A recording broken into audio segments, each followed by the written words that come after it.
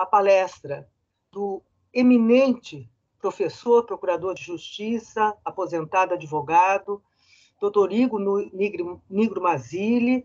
Doutor Hugo, o senhor está já conosco? Acho que sim, né? Estou, sim. Estou aqui acompanhando a abertura dos trabalhos. Muito bem-vindo, doutor Hugo, que vai falar a respeito do Ministério Público e Meio Ambiente, uma visão sistêmica. O doutor Hugo, que acho que até dispensaria comentários, né, dispensaria apresentações, mas que é professor emérito da Escola Superior do Ministério Público de São Paulo, bacharel pela Universidade de São Paulo, possui diploma superior de estudos franceses pela Université de Nancy, advogado, hoje advogado, membro do nosso Ministério Público de São Paulo de 73 a 98, recebendo diversas comendas e distinções, e aqui eu vou me permitir destacar apenas uma, dentre tantas, que é o Colar do Mérito Institucional do Ministério Público do Estado de São Paulo, a mais alta condecoração da instituição paulista pelos relevantes e inestimáveis serviços prestados à instituição, bem como à comunidade paulista. Foi presidente da nossa Associação Paulista do Ministério Público, membro do nosso Conselho Superior, eleito pela classe, membro também do órgão especial do Colégio de Procuradores de Justiça do Ministério Público de São Paulo, membro da Comissão de Concurso do Ministério Público em 2 estados da Federação, São Paulo e Rio de Janeiro, membro honorário da nossa querida CONAMP, autor de diversos livros e artigos jurídicos, autor individual de 16 livros e coautor de 50 livros publicados, e devo dizer aos senhores que isso é um resumo, não é, das qualificações do nosso ilustre palestrante.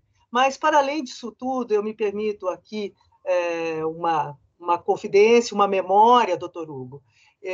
Eu conheci o doutor Hugo Nigro Mazzilli ainda quando estagiária na Curadoria de Ausentes e Incapazes. E lá se vão anos, né, doutor Hugo, realmente no século passado, literalmente no século passado. E, mais do que tudo, eu tenho a honra enorme de tê-lo, doutor Hugo, como amigo, porque o senhor é uma referência para todos nós, para todos os promotores e procuradores de justiça.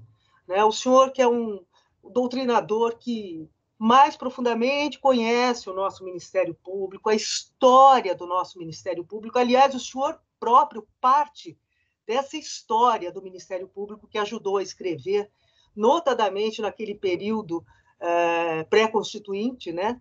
E aquilo que o nosso Ministério Público se tornou a partir de 1988, um Ministério Público mais comprometido com a cidadania, sobretudo com a sociedade, com os interesses difusos coletivos, tem muito das mãos do nosso queridíssimo doutor Hugo Nigro Mazzilli, claro, do senhor e de diversos outros colegas, homens e mulheres que compõem a nossa instituição, que compõem o nosso Ministério Público, porque o Ministério Público aqui, hoje, é um só, doutor Hugo. Nós todos, em que pese de estados diversos, os ministérios públicos com seus plexos de atribuições diversos, o Ministério Público da União, dos estados, mas nós todos estamos juntos e hermanados, porque é assim que nós entendemos que tem que ser e assim age este colegiado. Então, quero dizer para o senhor da honra enorme que é tê-lo aqui. Eu, em meu nome, e eu faço em nome de cada um dos integrantes do nosso Conselho Nacional dos Corregedores Gerais, os nossos mais sinceros agradecimentos pela sua presença, que muito nos honra e que, com certeza, nos abrilhantará com a sua exposição, como é de costume. Seja muito bem-vindo. Essa também é a sua casa. Se sinta sempre acolhido. E lhe passo agora a palavra, por gentileza.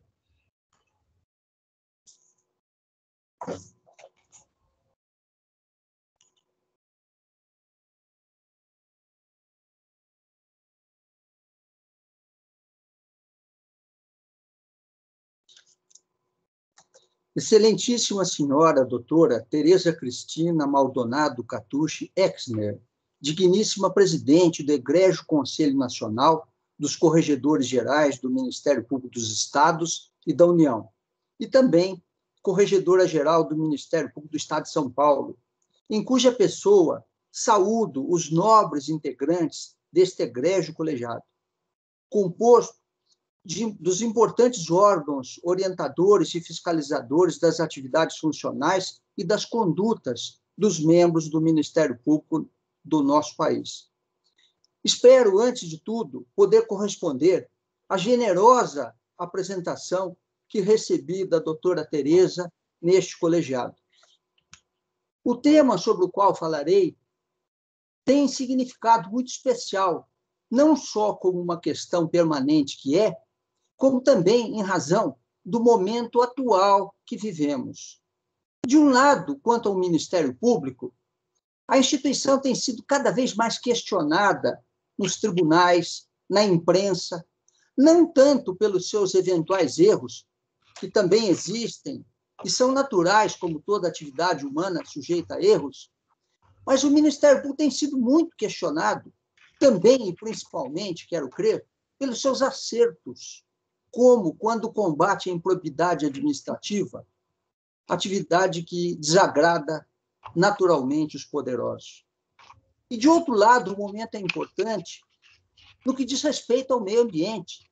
Diante de tanta agressão que estamos vivenciando contra a natureza, sucessivos acidentes em usinas, como há décadas em Chernobyl, mais recentemente em Fukushima, aqui no Brasil, em Brumadinho, cada uma dessas usinas, sejam as usinas nucleares, sejam as usinas hidrelétricas, com seus próprios riscos, as queimadas em áreas de preservação permanente, agora tão lembradas com tanta razão pela doutora Tereza, a emissão de gases de efeito estufa, o aquecimento global, a diminuição das calotas polares e tantos outros problemas, criados ou não pelo próprio homem.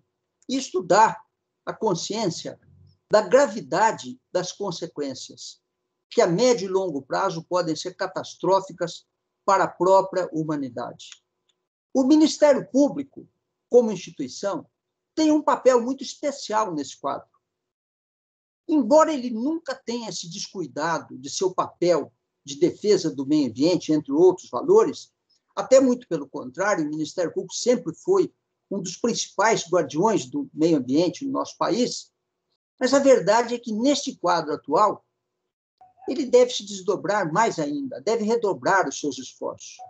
Não apenas como um mero dever constitucional ou mero dever legal, não que isso seja pouco, um dever constitucional ou um dever legal, são deveres importantíssimos, dos mais altos, talvez, na área jurídica, incomensuráveis, mas eu diria que ainda mais do que um mero dever constitucional, porque isso diz respeito ao interesse da sobrevivência da própria humanidade. A defesa do meio ambiente não é uma questão apenas constitucional ou legal. Ultrapassa o aspecto normativo. Agora é hora de a instituição dar seu maior empenho, seu maior vigor, em razão desse quadro preocupante. Como? Cobrando mais responsabilidades, tanto na área civil como na área criminal. O Ministério Público é um órgão agente.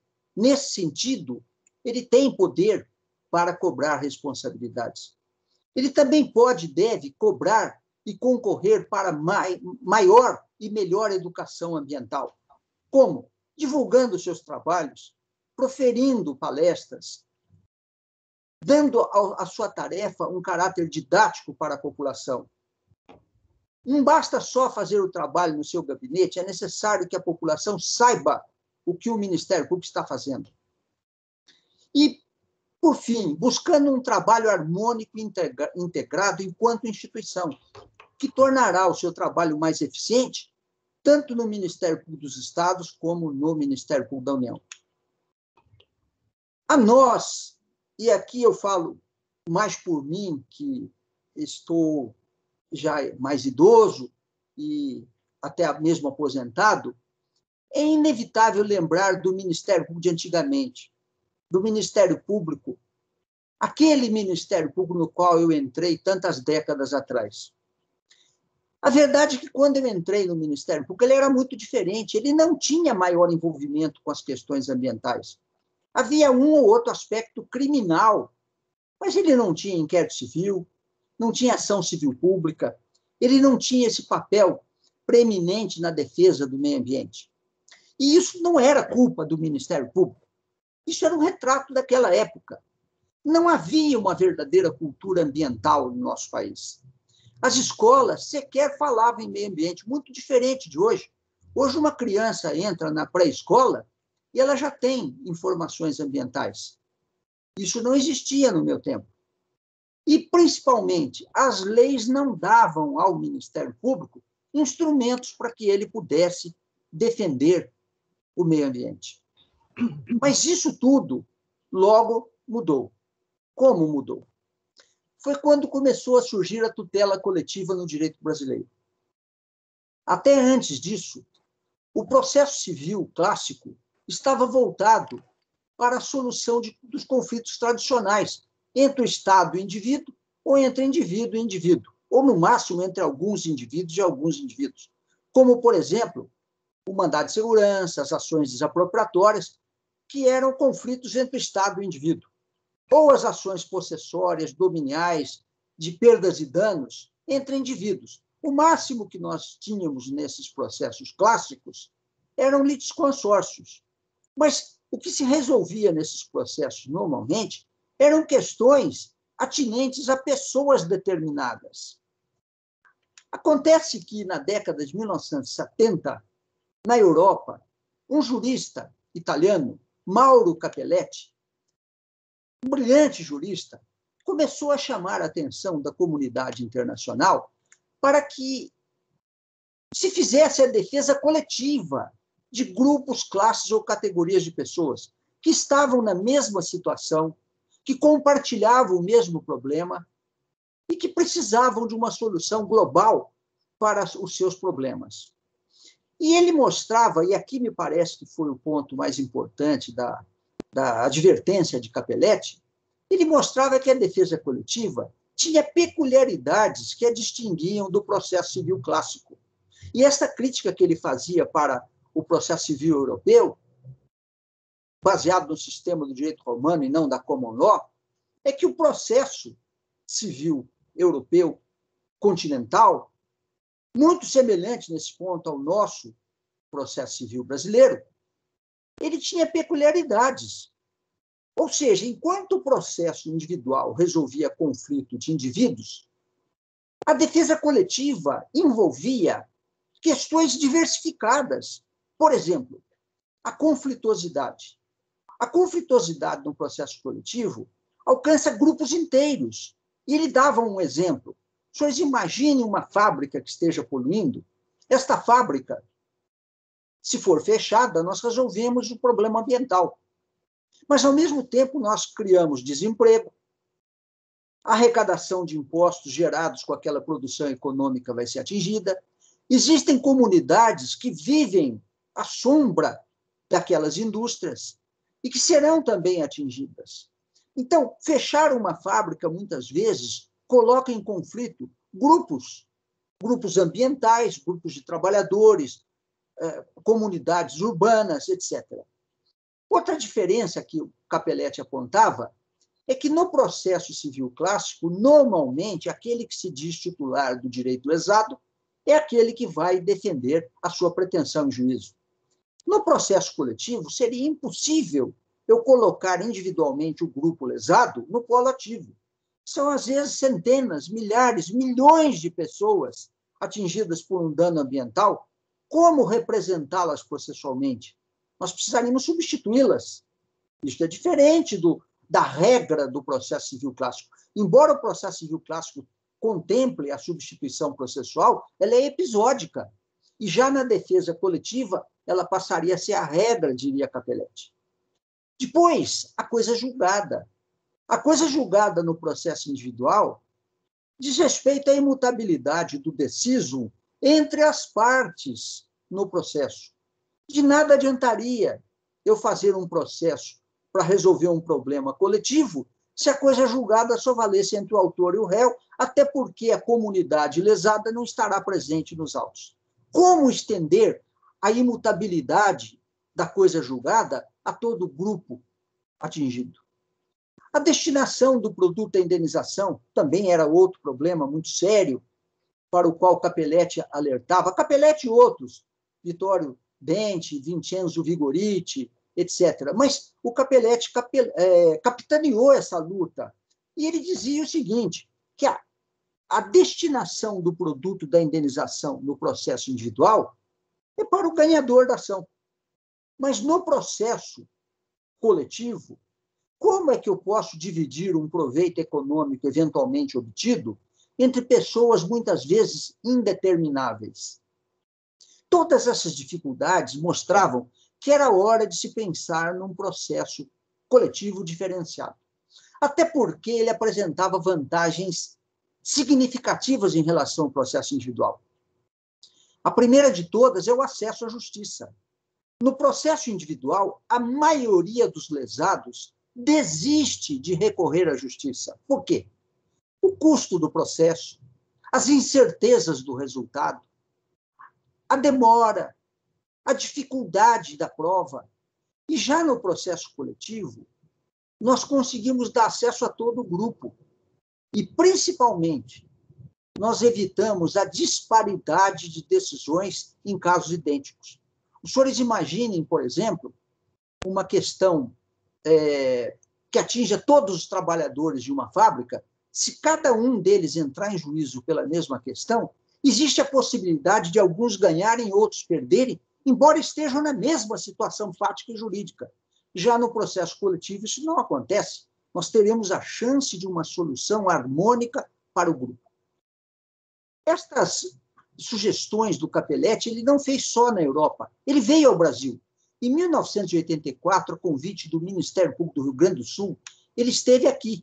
Esta aqui é uma fotografia onde ele, no centro da foto, está ao lado do diretor da Escola Superior do Ministério Público, Luiz Felipe, de terno preto. Ele veio aqui falar para nós essas ideias, na época, tão avançadas e tão importantes. E ele foi ouvido. 4 professores, os 3 primeiros da Universidade de São Paulo e o último deles da Pontifícia Universidade Católica, a Ada Pellegrini Grinover, o Cândido Rangel Dinamarco, o Kazuo Watanabe e o Valdemar Maris de Oliveira Júnior, muitos amigos. Esses professores se reuniram e fizeram, em 1983, o primeiro anteprojeto de defesa coletiva no direito brasileiro. Era um anteprojeto até, digamos, modesto. Não como crítica, era um projeto, melhor dizendo, inaugural, era uma primeira abordagem do assunto. E eles apresentaram, no mesmo ano de 1983, esse seu anteprojeto, no primeiro Congresso Nacional de Direito Processual Civil, que foi em Porto Alegre. E o professor Barbosa Moreira, do Rio de Janeiro, presente nesse congresso, fez importantes críticas construtivas ao projeto, dizendo que esse projeto correria o risco de ter menor eficácia social se nós não o dotássemos de instrumentos para garantir o cumprimento das decisões. E ele se inspirou no sistema de liminares do mandado de segurança, que foi a grande alavanca da tutela coletiva, a concessão imediata ou não das liminares, quando for o caso. Com estas sugestões, aqueles professores, a professora Ada, o professor Dinamarco, o professor Kazuo e o professor Valdemar Maris, procuraram o deputado paulista, deputado federal, Flávio Berrembach. Flávio Berrembach era um ex-estudante da Faculdade de Direito da USP, amigo desses professores, tinha sido presidente do centro acadêmico, um homem que tinha um bom trânsito, tanto na vida acadêmica quanto no parlamento, e apresentaram a ele o anteprojeto. Ele gostou e apresentou o anteprojeto no Congresso Nacional. Só que havia um problema. Nós ainda estávamos na ditadura. E, naquela época, o que andava no Congresso, andava mesmo, eram os projetos do Executivo. Esse projeto poderia ser fadado a ficar anos tramitando, quando 3 promotores de justiça do Ministério Público de São Paulo se reuniram. Antônio Augusto Melo de Camargo Ferraz, Edson Milaré e Nelson Neri Júnior. Esses 3 promotores muito amigos tinham acesso àquele projeto, àquele anteprojeto da professora Ada, professora Dinamarca, etc. E eles, até porque era um projeto público, tinha sido apresentado em congresso, já estava tramitando no Congresso Nacional, eles pegaram aquele anteprojeto e mexeram nele. Como? Ampliando o seu objeto, principalmente, e introduzindo novas figuras, tanto na parte investigatória quanto na parte criminal. E esse projeto, o novo projeto, eles apresentaram ao Procurador-Geral de Justiça de São Paulo da época, que gostou do projeto, e foi levá-lo ao ministro da Justiça da época, era governo Figueiredo, o ministro da Justiça era o Ibrahim Abiakel. O ministro gostou do projeto, achou que o projeto ajudaria a própria imagem do governo, porque era um projeto de caráter social, e o governo já estava numa fase, o governo militar já estava numa fase de perda intensa de prestígio. E ele resolveu apresentar o projeto como projeto do Executivo. Como os senhores podem imaginar, esse projeto andou muito mais depressa e superou o projeto do Legislativo que já estava apresentado no Congresso anteriormente. E esse projeto, em pouco tempo, foi posto na mesa do presidente da República para sanção ou veto.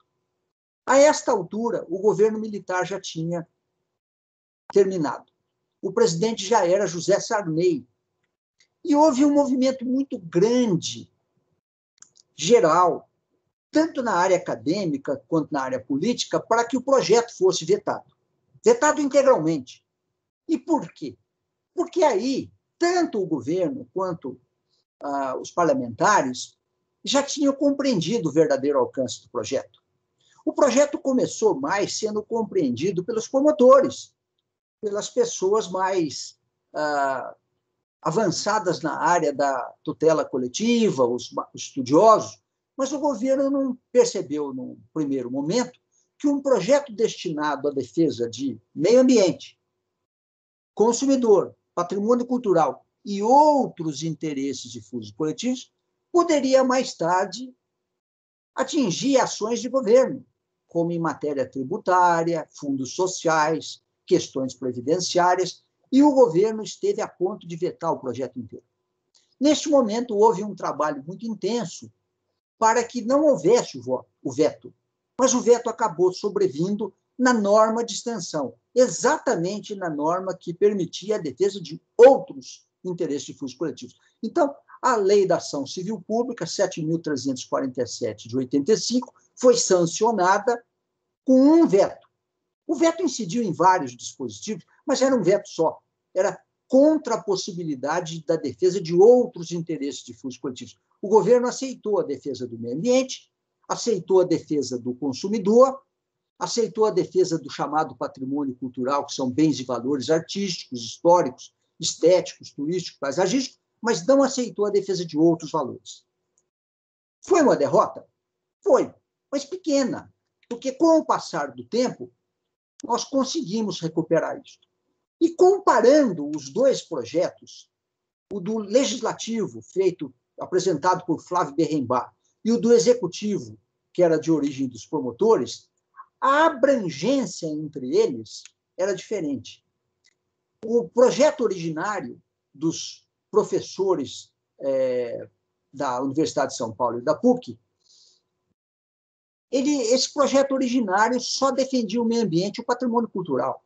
Mas o projeto dos promotores incluiu também outros interesses difusos. E aqui houve um segundo ponto de diferença entre os projetos. Foi a criação do inquérito civil.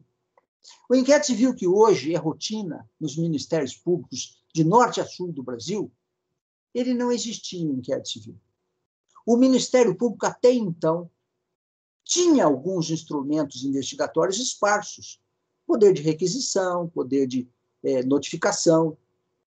Podia diretamente requisitar documentos na área penal se ele não tivesse satisfeito com a prova no inquérito, mas, normalmente, o Ministério Público não investigava diretamente. Na área penal, ele dependia das investigações policiais. Raramente o Ministério Público tinha iniciativa investigatória. E na área civil, ele não tinha instrumentos organizados para isso. E com a criação do inquérito civil, permitiu-se uma grande revolução na atuação do Ministério Público brasileiro, por meio da qual ele passou a poder tomar a iniciativa investigatória sem depender de outros órgãos estatais para que ele agisse na sua atividade fim. O objeto da tutela coletiva, inicialmente, como eu já disse, abrangia o meio ambiente, o consumidor e o patrimônio cultural. Houve um veto à defesa de outros interesses difusos, mas esse veto, como eu já disse, acabou perdendo o efeito muito em breve. Em primeiro lugar, pela própria Constituição de 88. Os senhores podem notar que a Lei da Ação Civil Pública de 85, apenas 3 anos depois, veio a Constituição, a atual Constituição. E nessa Constituição, existem vários dispositivos de tutela coletiva, como no artigo 5º, ao se dar às associações o poder de defender o grupo. No artigo 8º, a possibilidade da defesa de o sindicato defender o grupo. O artigo 232, que permite aos índios e às suas comunidades defender os interesses do grupo. No artigo 128, inciso 3º, o Ministério Público com acesso à tutela coletiva. Ainda no artigo 5º, o mandado de segurança coletivo. Todas essas normas da Constituição de 88 são normas coletivas, que não existiam nas constituições anteriores. As constituições anteriores falavam em direitos e garantias individuais. A Constituição de 88 fala em garantias e direitos individuais e coletivos. Logo em seguida, a Constituição de 88, nós tivemos várias leis para ampliar a tutela coletiva. A Lei 7.853, de 89, para proteger as pessoas com deficiência, tanto individualmente quanto coletivamente. A Lei 7.913, de 89, para a defesa dos investidores no mercado de valores imobiliários. O ECA, em 90, o Código do Consumidor, também em 90, que devolveu a norma de extensão que tinha sido vetada pelo presidente da República em 85 e ampliou a tutela coletiva, não só para o consumidor, mas para todos os interesses difusos.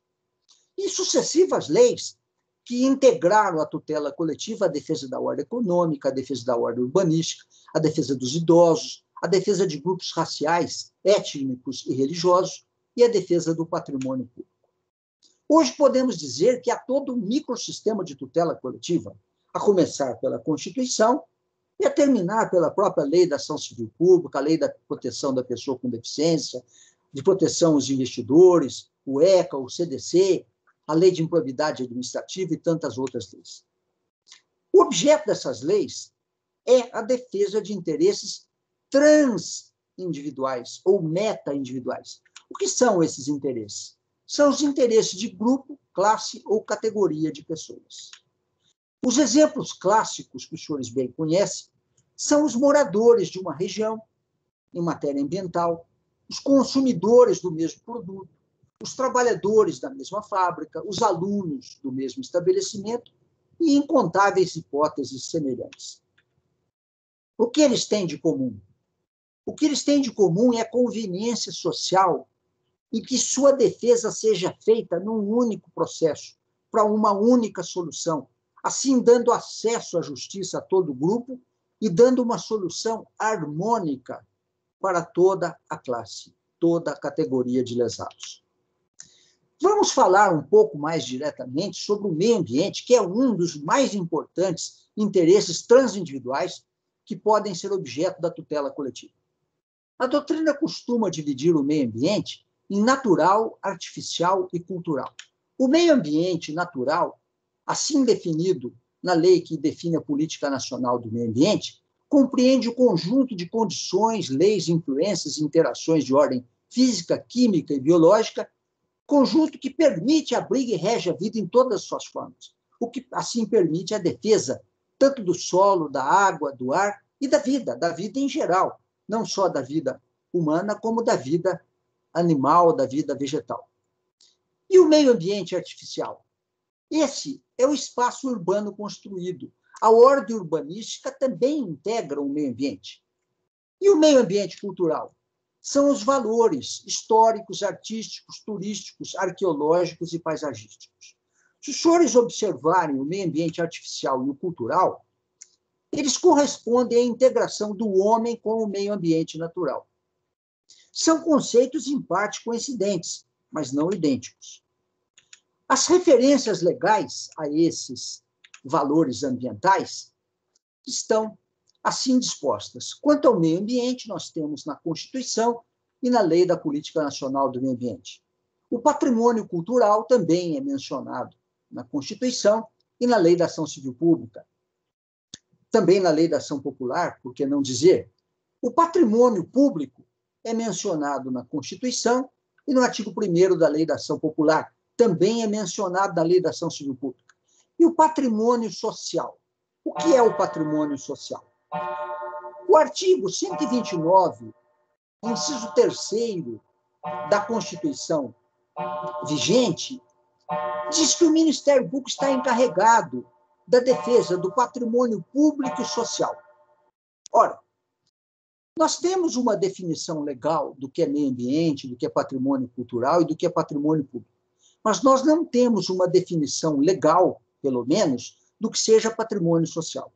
Então, a doutrina costuma compreender que o patrimônio social é o conjunto de bens de interesse social. É uma conceituação bem ampla que permitiria até mesmo integrar este conceito até a defesa de grupos hipossuficientes. E a defesa também da coletividade como um todo compreende o patrimônio social da coletividade. Como os senhores podem perceber, esses interesses ambientais, culturais e o patrimônio público têm pontos em comum. Eles não são idênticos, mas há uma área compartilhada por eles. Eles não coincidem integralmente, e é fácil dos senhores compreenderem, porque o conceito de patrimônio público é mais amplo que o de meio ambiente natural. Se os senhores verificarem a Constituição e a Lei da Ação Popular, os senhores vão ver que ela considera patrimônio público não só os valores ambientais e culturais, como até mesmo os valores estritamente econômicos, que evidentemente não correspondem ao meio ambiente natural. Quanto à responsabilidade em matéria ambiental, pela qual o Ministério Público é um dos maiores guardiões, a lei instituiu a responsabilidade objetiva, que é aquela que dispensa a discussão da culpa. Mas, embora se dispense a discussão da culpa, não se dispensa a necessidade do nexo causal entre a ação humana e o resultado. Então, o exemplo aqui, clássico, é um raio que cai numa floresta. O indivíduo é dono de uma propriedade rural, tem uma floresta de preservação permanente, cai um raio na floresta e a floresta pega fogo. Nós vamos processar o dono da fazenda por responsabilidade objetiva? Não, aí não se discute culpa. Não, tudo bem, não se discute culpa, mas aí não há nexo causal. Não há nenhuma relação entre a ação humana e o resultado.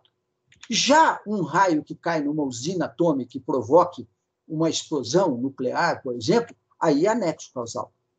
Então, esta é uma diferença importante que deve ser levada em conta pelo aplicador da lei. Outra importante consequência para a responsabilidade em matéria ambiental é a desconsideração da personalidade jurídica.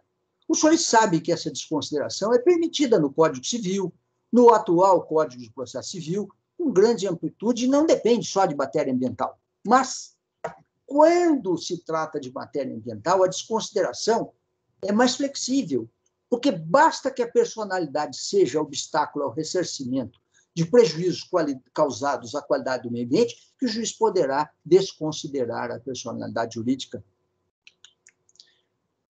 Teorias e princípios a respeito da responsabilidade ambiental pelas quais o Ministério Público deve zelar. A teoria do risco da atividade é muito conhecida. Seu mero exercício envolve responsabilidade. É o velho exemplo do raio que cai numa usina atômica, que é diferente do raio que cai numa floresta. Há o risco da atividade. Explorar uma usina atômica envolve riscos, envolve responsabilidade. Mas a doutrina avançou além da teoria do risco. Hoje, a doutrina fala em princípio da prevenção e princípio da precaução. Não são a mesma coisa, não. O princípio da prevenção significa prevenir causas de efeitos já conhecidos. O princípio da precaução vai além. É prevenir causas de efeitos ainda desconhecidos, mas que já causam preocupação. Então, o exemplo seria o seguinte: exemplo de princípio da prevenção, cuidados contra a explosão de uma usina nuclear. Nós já temos tristes exemplos de explosões de usinas nucleares, como em Chernobyl, em Fukushima. Agora, se eu tiver cuidados especiais na construção e conservação dessas usinas, eu posso invocar o princípio da prevenção, muito mais do que a teoria do risco. Mas, quando eu estou mexendo com efeitos ainda desconhecidos pela ciência, eu também tenho que tomar muito cuidado. E esse já é o princípio da precaução. Por exemplo, cuidados com manipulação genética. Nós não sabemos o que isto pode provocar. Todo cuidado é pouco.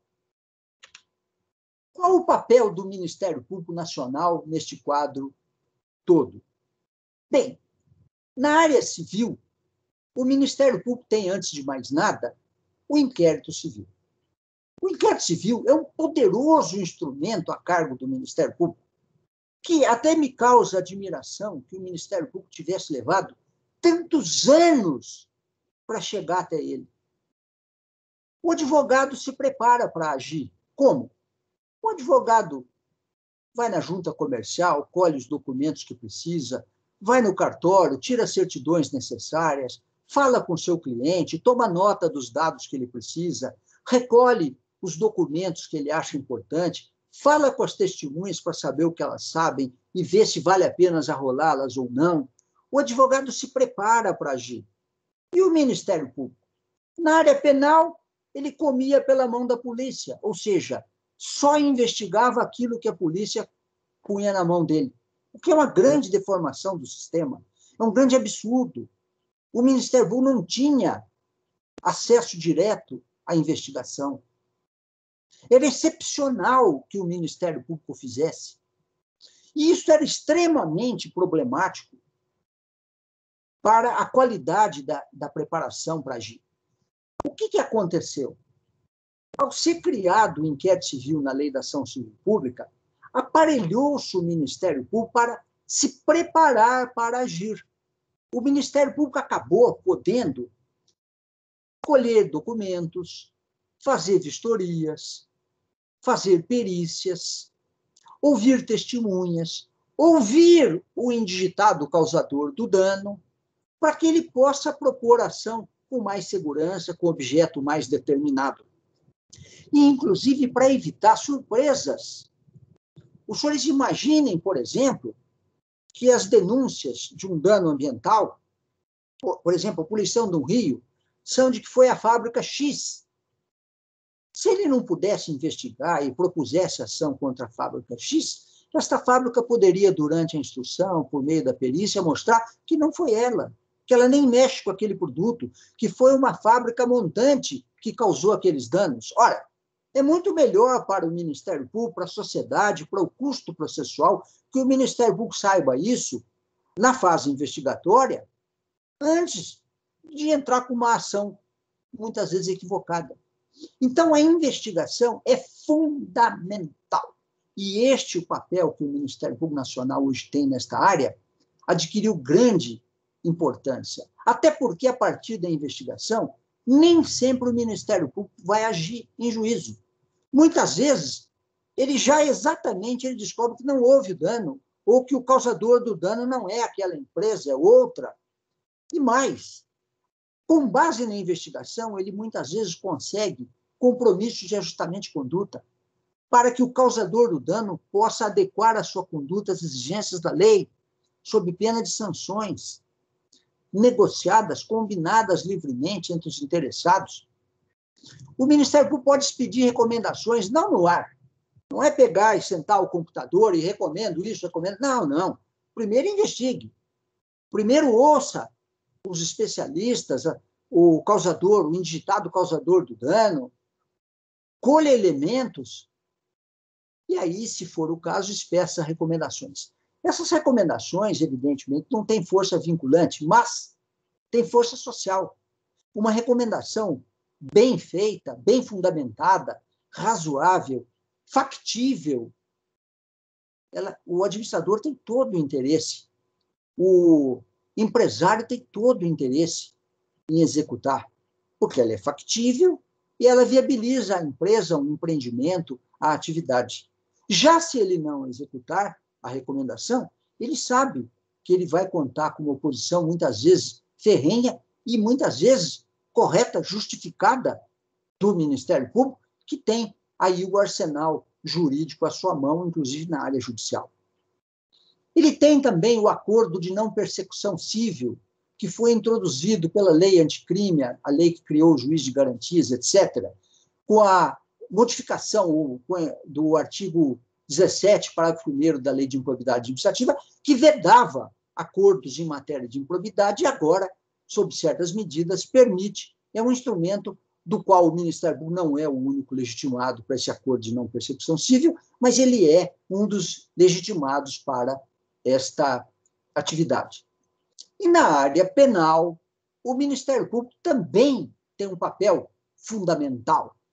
Qual é esse papel? Em primeiro lugar, ele tem o poder de requisição do inquérito policial. Mas não só a requisição do inquérito policial. A Constituição assegura ao Ministério Público o poder de investigar diretamente, e não é só na área civil. Ele tem os procedimentos administrativos ao seu cargo. E o Supremo Tribunal Federal reconheceu que o Ministério Público tem poder investigatório, inclusive em matéria penal. Em alguns casos, o Supremo Tribunal Federal, inclusive, chegou a reconhecer que a investigação é do Ministério Público e de mais ninguém, como nos casos em que estejam envolvidas as próprias autoridades policiais. Isso é um exemplo que eu vinha dando há muitos anos dos meus escritos, de que a polícia não tem condições de investigar a si mesma e nem investigar o governo. Por quê? Porque a polícia é um órgão hierarquizado. Ela não tem independência funcional. Muitas vezes, o governo interfere na atividade policial. Como? Designando as cabeças, que são os ministros, os secretários de justiça, os delegados regionais, os delegados gerais, os delegados seccionais. Então, isso pode atingir a investigação. E o Supremo Tribunal Federal reconheceu que, envolvendo crimes de policiais, não o guarda civil, o soldado raso, mas quando o policial é mais hierarquizado, a polícia, mesmo a boa polícia, a polícia bem intencionada, tem dificuldades, às vezes até impossibilidade de apurar os fatos. Eu vou contar aos senhores um fato de memória, só como registro e ilustração do que eu estou dizendo.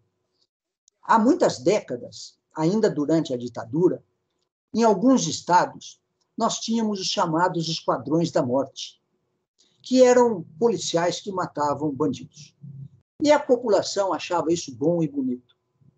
Infelizmente, o nível cultural não era bom e bonito para a população achar uma coisa desta. Não é assim que se combate o crime fazendo outros crimes.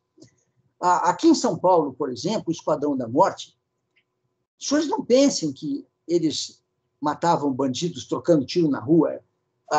As investigações que foram feitas contra o Esquadrão da Morte, capitaneadas por Hélio Pereira Bicudo e outros, um procurador de justiça, mostraram que os policiais muitas vezes chegavam nas cadeias públicas numa época em que havia prisão correcional. Os senhores sabem o que é prisão correcional? Hoje não existe mais. Mas a prisão correcional durante a ditadura eram prisões que eram feitas sem flagrante, nem ordem judicial. Eram prisões para investigação. As pessoas ficavam muitas vezes sem registro na delegacia, em cadeias públicas. E muitas vezes policiais hierarquizados chegavam nas cadeias públicas, escolhiam alguns presos com fichas criminais extensas, sim, levavam esses indivíduos em matagal e executavam com centenas de tiros. E eles tinham relações públicas. Eles comunicavam aos jornais: foi morto um perigoso bandido. Ainda que perigoso, não é assim que se trata o combate ao crime. E isto só foi possível acabar com isto, não foi com inquérito policial. A polícia não conseguia investigar a si própria.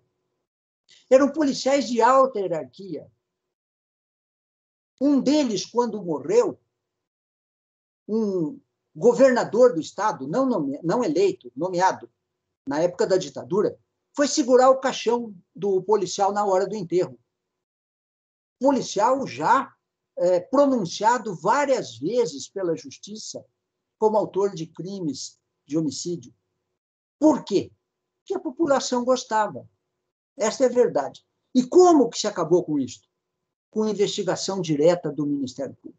Então, o Ministério Público tem, na área penal, um papel muito importante, não só para dar denúncia, como investigar, quando é o caso. Ele também tem o acordo de não persecução penal, o artigo 28A do Código de Processo Penal, introduzido pela Lei Anticrime, e tem as ações penais públicas, quando necessário. Aqui eu gostaria de destacar a importância de uma atuação sistêmica e harmônica do Ministério Público Nacional. Até a década de 1980, os ministérios públicos brasileiros eram muito díspares e completamente estanques. Cada um era uma unidade que não se comunicava com outra. Exemplos de disparidade. Havia estados em que o procurador-geral era da carreira, estados em que o procurador-geral sequer membro do Ministério Público era. Nós tínhamos estados em que o procurador-geral tinha mandato e estados em que ele era demissível de mútuo. Nós tínhamos estados em que a atividade dos senhores, a Corregedoria Geral, não era exercida pelos corregedores, não existia corregedores. Havia estados em que o Ministério Público tinha atividade correcional centralizada na mão do procurador-geral, que era o chefe do Ministério Público, então podia também punir.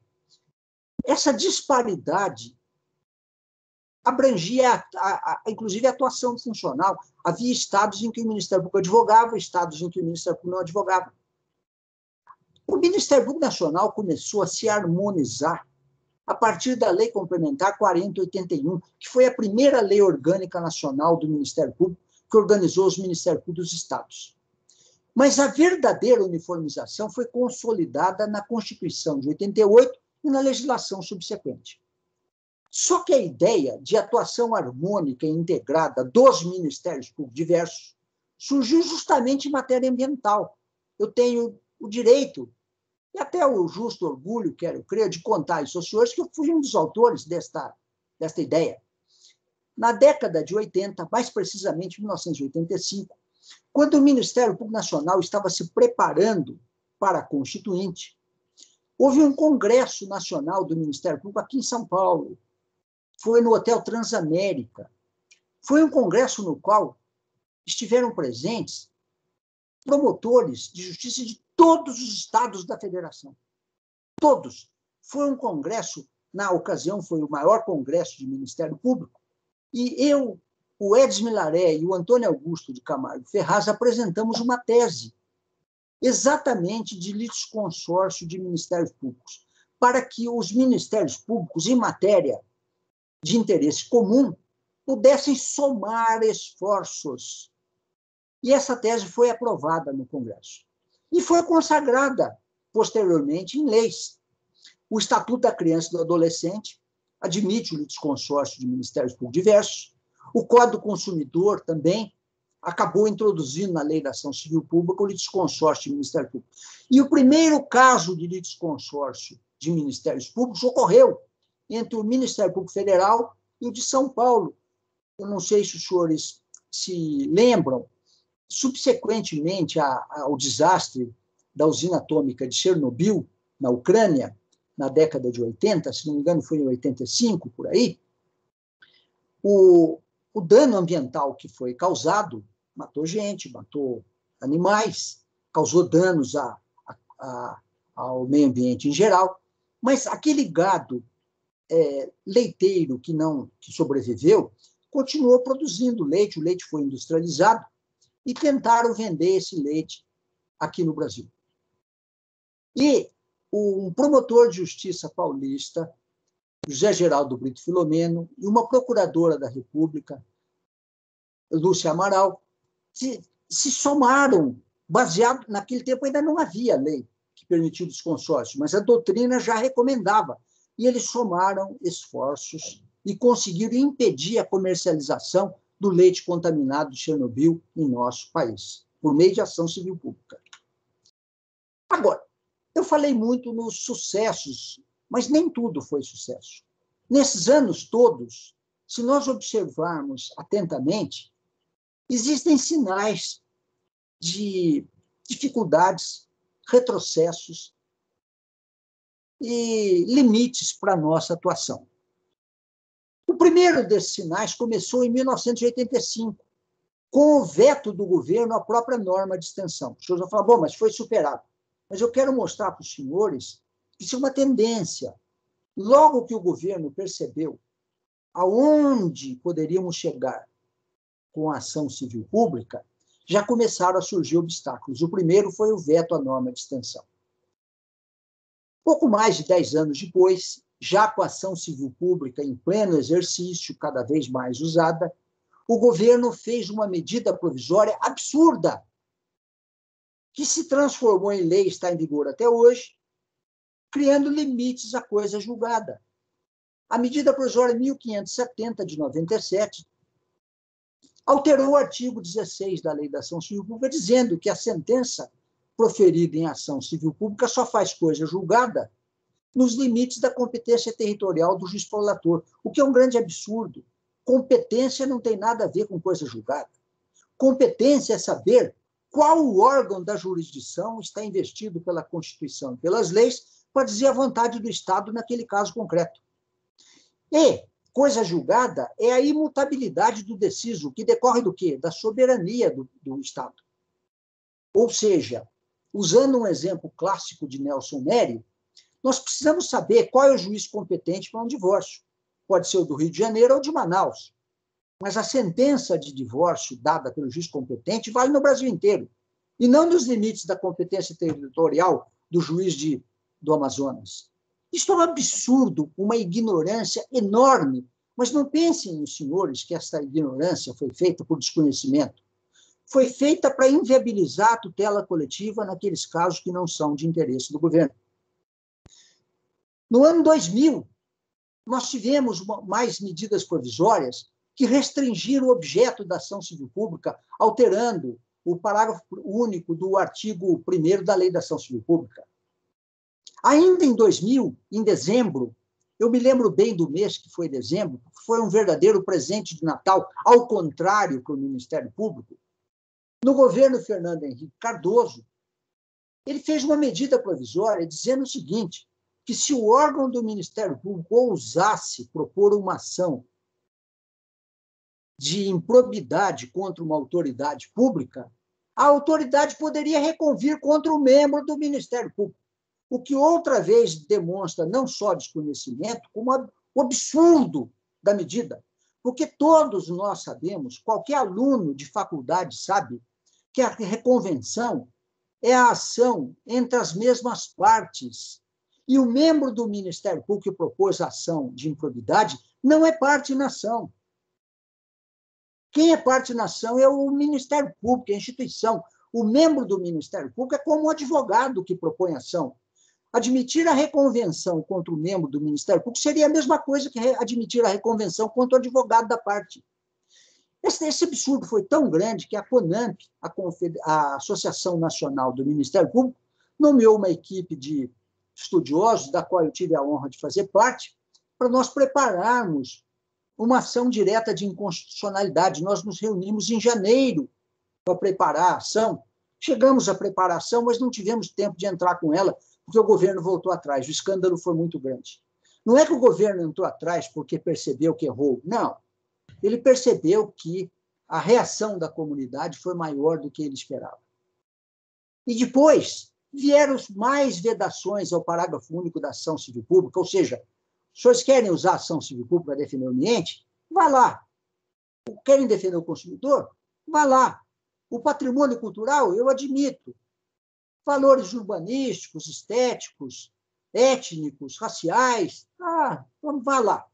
Mas não me venham com ação civil pública para discutir questões tributárias, fundo de garantia por tempo de serviço, questões previdenciárias, fundos sociais, isto não. E podem acreditar os senhores, meus amigos, embora a Constituição tenha dado vários dispositivos, como eu já disse aos senhores, garantindo acesso coletivo à jurisdição, como garantia não só individual, como coletiva, uma mísera medida provisória, que nunca foi votada pelo Congresso, nem vai ser votada, porque é anterior à emenda que exige prazo de caducidade. Esta mísera medida provisória proíbe o uso de ação civil pública nas hipóteses que não são de interesse do governo, e os tribunais aceitam isso placidamente. Mas, em 2009, houve um projeto bem intencionado para corrigir erros na tutela coletiva. Afinal de contas, já a tutela coletiva tem várias décadas de uso no nosso país, muitas coisas já foram aprimoradas, a jurisprudência já se definiu em algumas matérias. Seria o momento para se aprimorar a tutela coletiva, e o projeto 5.139, depois de um discurso acalorado de Maluf, o deputado Maluf, deputado paulista e outros parlamentares, foi arquivado ainda em Comissão de Constituição e Justiça, sem nem mesmo ser votado no Congresso. Os senhores vão dizer, não, mas esse arquivamento é provisório, que tem um recurso. Um recurso para ser julgado nas calendas gregas. Isso daí não teve mais andamento. O Código de Processo Civil de 2015 omitiu totalmente a disciplina do processo coletivo, como se não existisse processo coletivo no direito brasileiro. O argumento foi que não se mexia em matéria objeto de leis especiais. Mas a tutela coletiva, o grande problema da tutela coletiva, ainda atual, é a necessidade de harmonizá-la com o processo individual. O momento de fazer isso seria a disciplina do processo civil. E o Código de Processo Civil, para não comprar a briga, deixou o assunto de lado. Solução fácil, não é? Mas os senhores percebem que nem tudo é sucesso. Agora, atualmente, há um novo projeto que foi proposto ao Congresso por meio do Conselho Nacional de Justiça, mas que me causa muita preocupação. Novamente, é um projeto bem intencionado, tem algumas normas boas, tem algumas preocupantes, mas o que me preocupa mais não são nem as normas que não foram muito felizes do projeto, mas é o que o Congresso poderá fazer dele. Então, este é o quadro atual que me preocupa. Enfim, são embaraços recentes que estão existindo, não só em direção ao Ministério Público, como em direção à tutela coletiva. Sucessivas emendas constitucionais são apresentadas, medindo a temperatura do meio ambiente, entre aspas, para ver se dá para tirar alguma garantia, alguma atribuição da instituição. Os senhores devem se lembrar que, volta e meia, aparece uma tentativa de lei de mordaça. Esta então é notável. Houve uma tentativa, por proposta de emenda constitucional 37 de 2011, para impedir o membro do Ministério Público de investigar. Impedir. Na área criminal, isso seria atividade exclusiva da polícia. Isso não passou. Sabem por quê? Não foi pelos bons olhos do Ministério Público, foi porque a população reagiu. E a população tem um termômetro muito sui generis, muito idiosincrático. Ou seja, por um aumento de 20 centavos nas passagens de ônibus, a população se revoltou e saiu às ruas em 2013. Irritada, porque aí é aquela questão, não foram os 20 centavos, é a gota d'água. Muitas coisas vinham acontecendo e a população saiu à rua, inclusive tomando a bandeira contra a PEC 37. E o movimento teve um caráter nacional tão intenso que os parlamentares acabaram sentindo o sopro da população, voltaram atrás. Em 2013, um mês depois, em agosto, já rejeitaram a PEC 37. Mas ela esteve em vias de ser aprovada, se não fosse a reação popular. E mais, depois da Lava Jato, que teve grandes sucessos, o Ministério Público tem sofrido retaliações.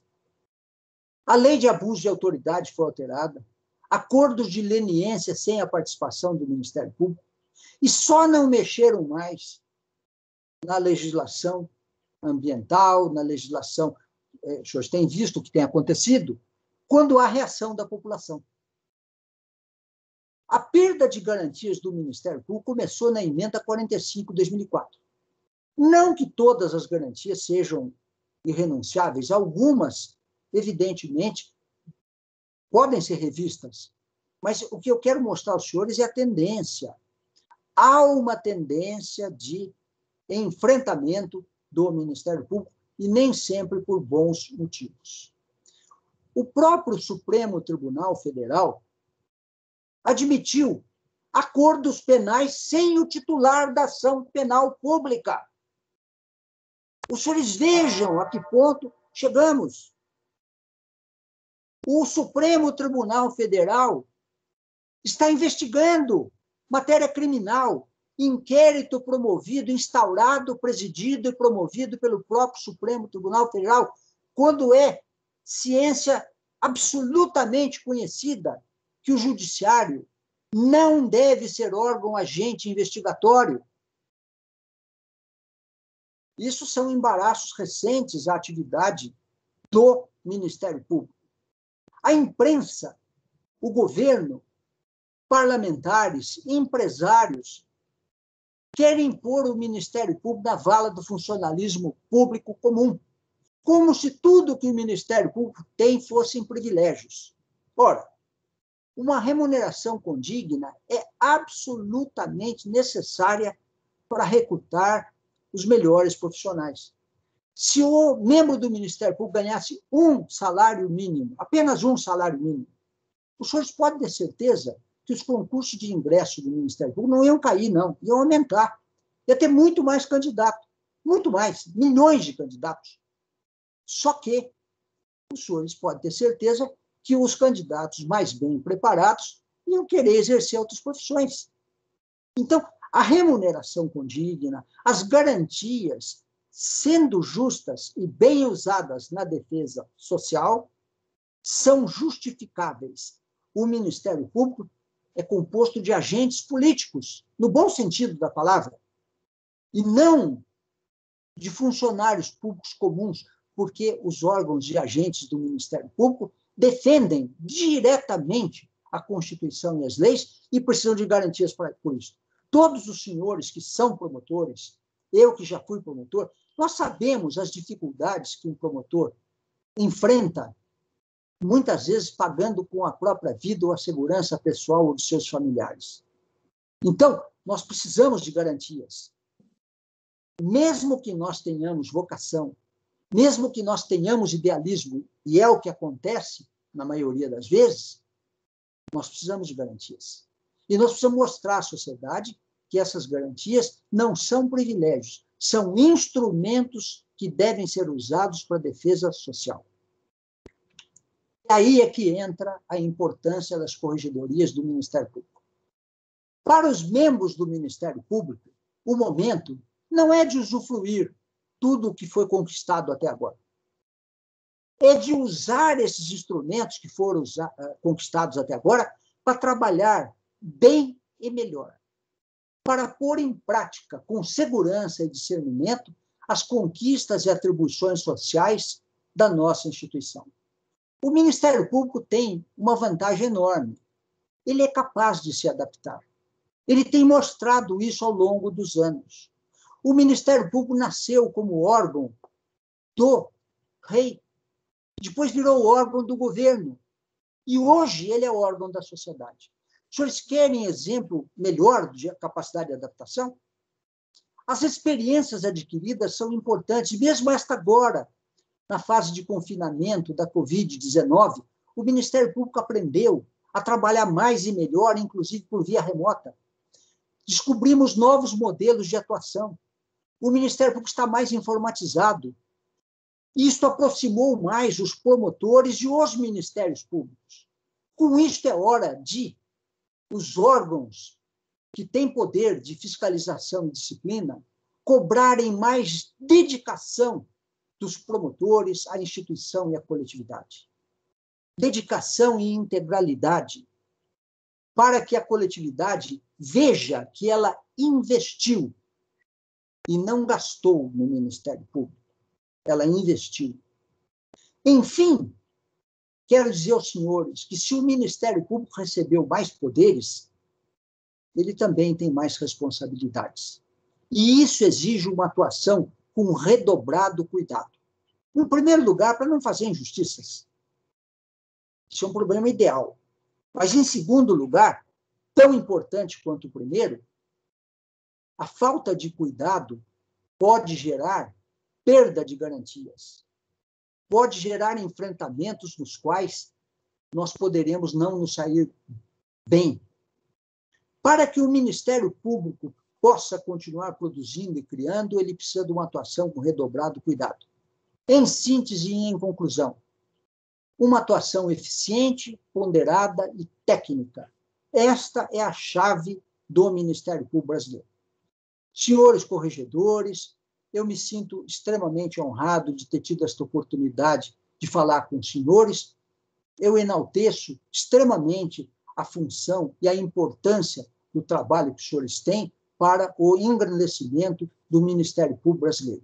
Muito obrigado.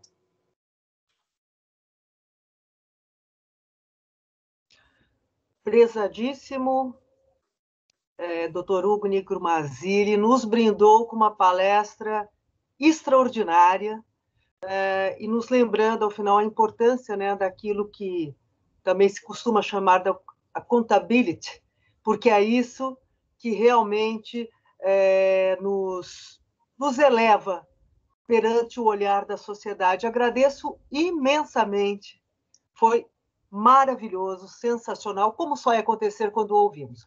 Quem me pediu a palavra aqui foi o colega Dr. Moacir Nogueira, corregedor do Paraná, que gostaria de fazer alguma colocação. Por favor, Dr. Moacir. Obrigado. Acho que estão me ouvindo, né? Sim, sim, eu estou. Professor Hugo, é sempre uma satisfação, um prazer ouvi-lo nas suas palestras, assim como foi sempre um prazer, uma satisfação minha, ler as suas obras. O senhor pode ter certeza, muito contribuíram para a minha formação e para a minha reflexão, notadamente com relação ao Ministério Público. O senhor se marcou a sua trajetória doutrinária, vamos dizer assim, no meio ambiente, mas eu até fazer referência à legislação do Ministério Público. E é um marco para todas as suas reflexões. E justamente dentro dessa linha, e o senhor conhecedor de toda essa, profundamente da normativa do Ministério Público, e também conhecedor das dificuldades históricas da obtenção dos textos legislativos. Eu queria só encaminhar uma indagação ao senhor, porque, independente da lei, a lei de ação civil pública, ela já ter estampado expressamente o Ministério Público como defensor do meio ambiente, entre outros, a tutela de outros direitos difusos, também previu também, no próprio normativo, o inquérito civil, mas nesta reflexão da importância para o Ministério Público, não só com relação a esses temas, mas também para a padronização da atuação dos Ministérios Públicos. A importância desses dispositivos terem sido reproduzidos nos nossos estatutos. Falo da Lei 8.625, em relação aos Ministérios Estaduais, e da Complementar 75, em relação ao Ministério Público da União. A gente tem como esses dispositivos como um marco histórico nas mais diferentes reflexões do Ministério Público. Mas eu gostaria, notadamente, com relação a esses dois temas, qual a importância para o Ministério Público desses temas e também do inquérito civil, para a atuação do Ministério estar inserido dentro dos nossos estatutos e daí dando um comando, notadamente em relação aos estados, que os estados também tivessem essas mesmas previsões nas suas leis orgânicas. Gostaria de ouvi-lo a respeito. E obrigado, professor Hugo. Doutor Moacir Nogueira, muito obrigado pelas suas generosas respeitos. Eu gostaria de dizer ao senhor que a vinculação do Ministério Público com o meio ambiente, com a ação civil pública, foi uma vinculação procurada expressamente todos nós. Não foi uma concessão casual do legislador. Nós fomos, durante a Constituinte, em Brasília, buscar isto. Nós já fomos na Lei 7.347, em 85, antes da Constituição, portanto, nós fomos buscar isso. Eu me lembro, inclusive, de editoriais que saíram de página inteira no jornal O Estado de São Paulo, pouco antes da sanção da Lei 7.347, 85, criticando a preeminência que o Ministério Público estava buscando para a tutela coletiva, especialmente na área ambiental, como se isso fosse um defeito, uma crítica a ser dada ao Ministério Público. Na verdade, o Ministério Público não estava querendo privatividade nesta área. Ele queria legitimidade, em primeiro lugar, e se ele fosse o mais valoroso defensor do meio ambiente, isso o tempo diria, mas ele queria aquele espaço. E ele conseguiu isto. E antes mesmo da lei da ação civil pública reconhecer isto, o Ministério Público pediu isto. Nós temos essa atribuição porque nós quisemos, nós buscamos, nós fomos atrás disto.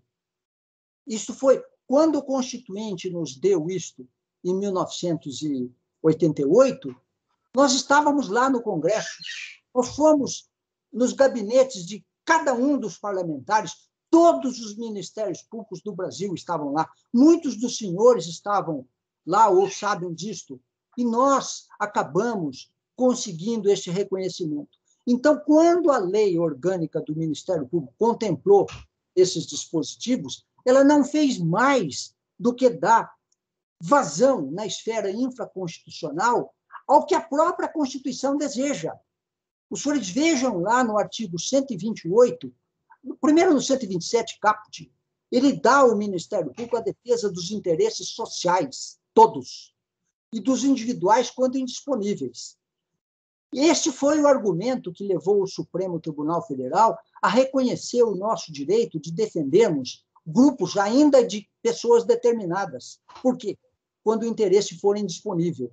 E quando o interesse for social, todos. E no 128.3 foi reconhecido o inquérito civil e a ação civil pública para a defesa do meio ambiente, do patrimônio público social e de outros interesses difusos coletivos. Então, quando a Lei 8.625, de 93, que define as regras para o Ministério Público dos Estados, e a Lei Complementar 75, de 93, que dispõe sobre o Ministério Público, os vários ramos do Ministério da União, quando elas fazem referência ao papel do Ministério Público de defesa do meio ambiente, de ação civil pública, de inquérito civil, ela está reforçando com grande destaque aquilo que nós conseguimos na Constituição de 88. Todas essas normas estão lá, na própria Constituição. Então, a lei orgânica do Ministério Público, mesmo ao atribuir essa função aos estados, o que ela quer dizer? É que a defesa do meio ambiente, por força da Constituição, não é tarefa só da União. Está na Constituição, na distribuição de competências da União e dos estados, que os estados também têm dever para o meio ambiente. Então, nós estamos apenas instrumentalizando a vontade do legislador constituinte, que nós ajudamos a ser moldada. Aí não é hora de falsa modéstia, não. É necessário dizer que o Constituinte não sonhou com um Ministério Público mais forte. Nós fizemos o Constituinte sonhar com esse Ministério Público mais forte. E nós agora temos que pagar esse preço. Qual é? Nós temos que corresponder àquilo que nós pedimos. Muito obrigada, doutor Moacir, doutor Hugo. Quero também registrar a presença do nosso corregedor nacional, o doutor Rinaldo Reis Lima, que também ingressou aqui na nossa palestra. Seja muito bem-vindo, doutor Rinaldo, um grande parceiro também aqui do nosso Conselho Nacional de Corregedores. Muito bom dia, doutor Rinaldo. Bom dia, doutora Tereza. Bom dia Bom a todos. Depois cumprimento melhor, mas não posso perder essa oportunidade de cumprimentar meu eterno professor. Eu leio os livros dele desde que ingressei no Ministério Público e ainda hoje leio, do doutor Hugo Nigro Mazzilli. É realmente o nosso professor de todas as séries, desde o primário do Ministério Público, quando a gente entra, até o momento em que a gente já está mais avançado na nossa instituição, mas o doutor Hugo realmente é imperdível. Parabéns pela sua palestra, doutor Hugo. Pena que eu não peguei desde o início, acabei me atrapalhando um pouquinho com o horário. Viu? Obrigado, doutora Tereza. Depois eu volto a falar. Muito obrigado. Muito obrigado, doutor Rinaldo. Doutor Rinaldo, que está exercendo também uma função muito importante, realizando um excelente trabalho junto à nossa Corregedoria Nacional. E eu vou passar, então, a palavra aqui também à doutora Jussara, que pediu para se manifestar. Por favor, doutora Jussara, corregedora do Amazonas. Bom dia a todos. É uma honra muito grande assistir a palestra e a palavra de um ícone, que foi sempre uma grande inspiração para a nossa geração do Ministério Público, como até hoje para os membros mais novos aí da nossa instituição. A palestra foi maravilhosa. É muito importante fazer esse resgate, né, de todos esses avanços e retrocessos que o Ministério Público e os seus instrumentos sofreram ao longo desses anos, desde o estabelecimento da Política Nacional do Meio Ambiente, a criação do inquérito civil, todas as garantias e extensão, né, de atribuições que a Constituição de 88 trouxe, e nós que vivemos esse momento, né, esse alargamento de atribuições e toda a adequação do Ministério Público a esse rol imenso, né, que foi atribuído na área da cidadania, não apenas na área do meio ambiente, que alavancou tudo isso, mesmo anteriormente à Constituição de 88, mas também toda a área da cidadania e patrimônio público pós-Constituição de 88. E aí nós tivemos que viver e aprender com esses instrumentos, né? O inquérito civil, a gente teve que ir aprendendo e se adaptando, e às vezes uma dificuldade imensa para investigar, dificuldade na área de perícias, né, que até hoje a gente tem uma carência imensa de perícias, seja na área contábil, de engenharia e várias áreas que a gente necessita para instruir a ação civil pública. E aí, quando a gente chega perante o Poder Judiciário, né, houve aquele retrocesso do juízo de admissibilidade na ação civil pública, que hoje, para você convencer um juiz a receber uma petição inicial de ação civil pública, praticamente você tem que levar ela totalmente instruída, com praticamente tudo provado, como se não fosse ter uma instrução ainda processual. Então, não é fácil essa atividade de investigação, não é fácil você levar uma ação praticamente provada para conseguir esse juiz de admissibilidade, que o juiz receba essa ação. E o que a gente sente, né, na hora de fazer correições nas nossas comarcas, principalmente do interior, a gente verifica que as ações civis não andam, que não há uma resposta do Poder Judiciário a todo esse trabalho de investigação, de ajuizar a ação, e às vezes conseguem as liminares e são cassadas em segundo grau, e é uma luta imensa. Às vezes a gente consegue sensibilizar o juiz em primeiro grau, mas às vezes em segundo grau já não é tão fácil, e o CNJ já instituiu como meta, eu me lembro, alguns anos atrás, verificar o andamento das ações coletivas, o andamento das ações civis públicas, e a gente vê que a resposta do judiciário não é proporcional a todo esse nosso esforço.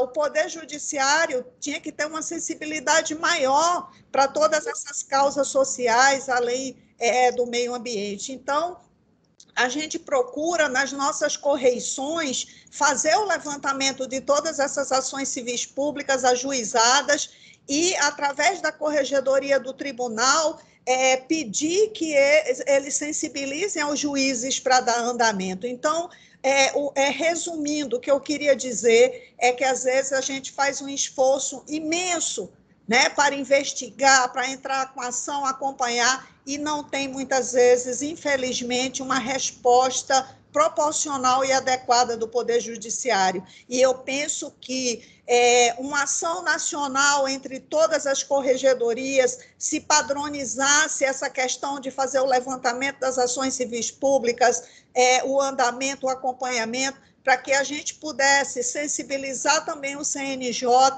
para que cobrasse dos juízes essa resposta a esse grande esforço que o Ministério Público faz em defesa aí da tutela dos interesses coletivos, difusos e individuais homogêneos.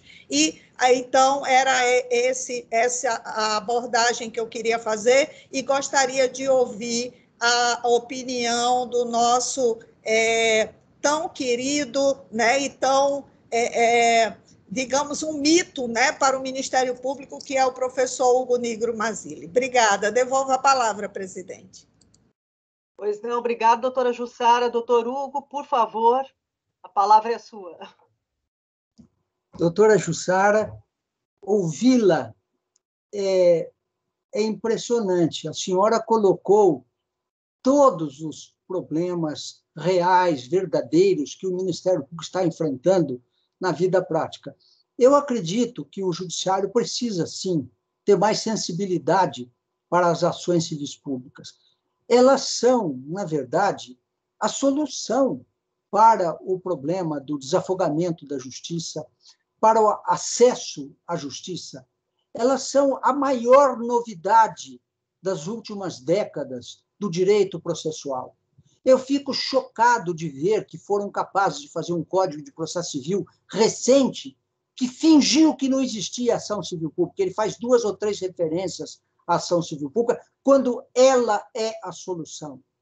Não são precedentes vinculantes que são solução. Isso tira, muitas vezes, até a independência dos juízes, que é maior do que a dos maiores tribunais. Mas, e tanto que os juízes têm mais sensibilidade, porque eles estão em contato com o dano, com o problema local, com a lesão, e os tribunais estão mais em contato com os grandes advogados, com os grandes políticos, com os grandes administradores. Esta é uma dificuldade cultural do nosso país. Nós vamos vencer isso? Vamos, mas isso vai ser necessário tempo, vão ser necessárias gerações. Nós vamos continuar lutando, é o nosso trabalho, é o nosso dever. Para isso, nós contamos com uma mão de obra muito qualificada. Os promotores são muito dedicados, em geral, não todos, evidentemente, há falhas, há imperfeições, mas nós temos uma instituição que tem um ideal, que tem uma destinação, e se nós trabalharmos bem, nós podemos ter respaldo da população, como já aconteceu outras vezes. Essa é a minha esperança. Bem, muito obrigada, meu querido, prezado companheiro de Ministério Público, amigo. Desculpa, doutor Moacir, o senhor tem mais alguma colocação a fazer? Não, tá. Prezado amigo, doutor Hugo Nigro Mazzilli, que é quem, de forma generosa, porque dentre todas as qualidades do doutor Hugo, para mim, a maior delas é isso, a sua generosidade, a sua humildade, não é? E isto é grandioso, né? E eu reconheço nele, como eu disse, desde lá atrás, quando estagiária, há muitos anos atrás, não vamos entrar nesse detalhe, né, doutor Hugo? Mas, olha, agradeço enormemente, o senhor nos deixa uma lição de vida, uma lição de quem nunca se desligou do Ministério Público. E outro dia, doutor Hugo, eu havia dito exatamente isso numa reunião, que, na verdade, quem entra no Ministério Público e quem ama o que faz no Ministério Público, embora aposentado, nunca deixa de ser Ministério Público. Que nós levamos dentro da gente toda essa garra, toda essa indignação com inúmeras injustiças, como já foram tão bem aqui relatadas, mas a nossa força, a nossa crença de que sim, temos que lutar, que sim, virão retrocessos, mas que sim, nós vamos sempre perseguir avanços. E mais do que nunca, o nosso Ministério Público, e nessa lição maravilhosa que nos foi dada aqui, o que nós precisamos é nos unir para trabalhar. Não nos interessam lutas internas, intestinas, por questões menores. O que nós temos é que trabalhar em prol dessa sociedade que precisa tanto de nós, não é? Notadamente nesses tempos em que, como foi já bem explanado aqui, a crise do meio ambiente, a crise da saúde, a crise do desenvolvimento humano, pode-se dizer, porque atrás disso tudo tem um problema econômico, a miséria, a fome, a questão da educação, enfim, é um momento de muitos desafios, mas é disso que o Ministério Público gosta, e nós estamos aí à frente, contando sempre com a sua palavra, com a sua força e com as lições que o senhor me traz. E nos trouxe a todos aqui. Olha, não posso abraçá-lo pessoalmente, mas se sinta virtualmente abraçado, com o respeito que sempre lhe tive, lhe tenho, e o meu enorme carinho, a minha enorme amizade, e tenho certeza de todos aqui. Muitíssimo obrigado. Passo a palavra para os eventuais agradecimentos.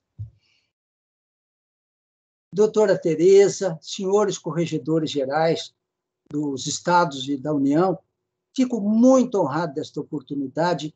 A doutora Tereza tocou num ponto que me é muito caro, é verdade. Eu sou promotor, continuo promotor, mesmo aposentado, aquilo está dentro da gente. E realmente essa força que eu eventualmente ainda tenho, ela vem da nossa profissão. Então, um bom trabalho aos senhores, um bom exercício funcional, cumpram com bastante exigência o seu honroso e honrado trabalho, porque é aí que está a chave da nossa instituição. Fiscalização, orientação para a classe. Um abraço a todos e meu muito obrigado. Muito obrigada. Muito obrigado. Bom dia. Pois bem,